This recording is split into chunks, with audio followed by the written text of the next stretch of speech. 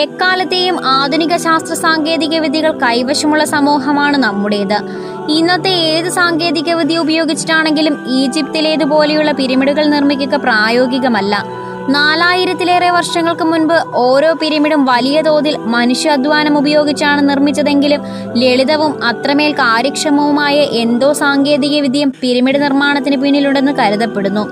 PLOS ONE ജേണലിൽ പ്രസിദ്ധീകരിച്ച പഠനം ഈ സാധ്യതയിലേക്ക് വിരൽ ചൂണ്ടുന്നതാണ്.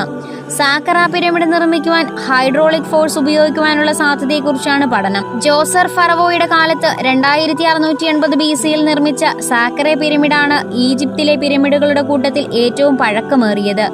സാക്കറ ശവകുടീരത്തിലാണ് ഈ പിരമിഡ് സ്ഥിതി ചെയ്യുന്നത്. 205 അടി ഉയരമുള്ള സാക്കറ പിരമിഡാണ് പിന്നീട് ഈജിപ്തിൽ നിർമ്മിക്കപ്പെട്ട പിരമിഡുകൾക്കെല്ലാം പ്രചോദനമായതും.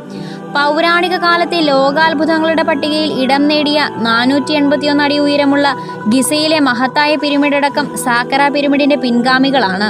സാക്കറ പീഠഭൂമിയുടെ കിഴക്ക് ഭാഗത്തായി നടത്തിയ പഠനങ്ങളിൽ നിന്നും ഇവർ പ്രദേശത്ത് വലിയൊരു അണക്കെട്ടിനുള്ള സാധ്യത കണ്ടെത്തിയിരുന്നു. പിരമിഡിനുള്ളിലൂടെ വെള്ളം നിറച്ച് ഹൈഡ്രോളിക് ലിഫ്റ്റ് സംവിധാനം വഴി കൂടുതൽ എളുപ്പത്തിൽ ഭാരമേറിയ കല്ലുകൾ മുകളിലേക്ക് കൊണ്ടുവരാനുള്ള സാധ്യതയാണ് മുന്നോട്ട് വെക്കുന്നത്. ഫ്രഞ്ച് ഗവേഷണ സ്ഥാപനമായ പാലിയോ ടെക്നിക്കിന്റെ തലവൻ സേവിയർ ലാൻഡ്രോയാണ് പഠനത്തിന് നേതൃത്വം നൽകിയത്.